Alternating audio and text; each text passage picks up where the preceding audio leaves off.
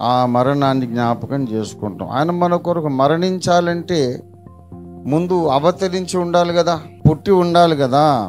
ఆయన లేఖనముల ప్రకారము దావీదు వంశములో యూదా గోత్రములో బెత్లెహేం అనే గ్రామములో కన్య గర్భాన లేఖనానుసారంగా పుట్టి ఉండకపోతే యజ్ఞమై మరణించేవాడు కాదు, అవకాశం లేదు. గనుక యేసయ్య నా కొరకు మరణించావు, నీకు స్తోత్రము అన్నప్పుడు దాని వెనక ఇంకో మాట ఉంది, ఏంటంటే మరణించడానికే నా కోసం పుట్టావు, నీకు వందనాలు.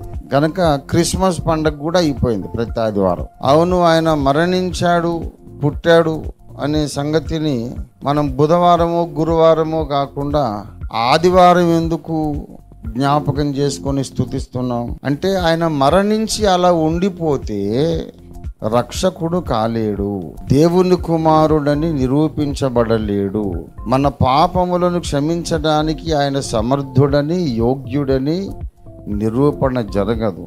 ఆయన తిరిగి లేవడం అత్యంత అవసరం. తిరిగి లేస్తేనే ఆయనలో ఆదాము బీజము లేదని నిరూపణ జరుగుతుంది, పాప మరణ నియమము లేదనే విషయం నిరూపితమవుతుంది.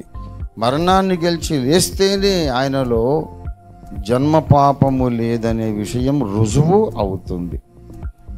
కనుక ఆయన మరణించి మళ్ళీ లేవకపోతే ఆయన కన్యకు పుట్టాడనే కథకు అర్థం లేదు, మన పాపముల కొరకు చనిపోయాడనే మాటకి అర్థము లేదు.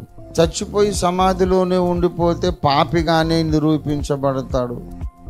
మనుషులందరూ చచ్చిపోయి సమాధిలో ఉంటున్నారు, ఈయన కూడా సమాధిలో ఉన్నాడు. ఇక ఈయన స్పెషాలిటీ ఏమిటి? ఈయన కూడా పాపి అని నిరూపించబడుతుంది. గనక తాను పాపి కాడు, పాపులలో చేరక ప్రత్యేకంగా ఉన్నవాడు అని నిరూపించుకోవడానికి ఆయన 3వ దినమున మహిమ శరీరంతో తిరిగి లేచాడు. యేసు తిరిగి లేచినప్పుడే ఆయన యొక్క వర్జిన్ బర్త్, కన్య గర్భాన తాను పొందిన జన్మకు ఒక విలువ వచ్చింది. యేసు తిరిగి లేచినప్పుడే శిలువ మీద వ్రేలాడి ఆయన కార్చిన రక్తం పరిశుద్ధ రక్తమని, దేవుని రక్తమని రుజువు చేయబడింది. అందుచేత ఆయన పుట్టుకను, ఆయన మరణాన్ని మనం ఏ రోజు స్మరిస్తున్నామంటే ఆయన లేచిన దినాన స్మరిస్తున్నాం. అంటే ప్రతి ఆదివారం మనకు 3 పండుగలు జరుగుతున్నాయి. యేసు పుట్టినందుకు ఆయన్ని ఆరాధిస్తున్నాము, మన కోసం మరణించినందుకు మనం ఆయన్ని ఆరాధిస్తున్నాం, మరణించి అలాగే ఉండిపోకుండా తిరిగి లేచినందుకు ఆయనను ఆరాధిస్తున్నాం. ఎవ్రీ సండే మనకు Christmas, good Friday and Easter. ఇది రియల్ క్రిస్టియానిటీ. ఓఫిర్ మినిస్ట్రీస్ ఇదే పాటిస్తుంది 45 years నుండి. గనుక అంత ప్రాముఖ్యమైనది ఆదివారపు ఆరాధన. దేవునికి స్తోత్రం కలుగునుగాక.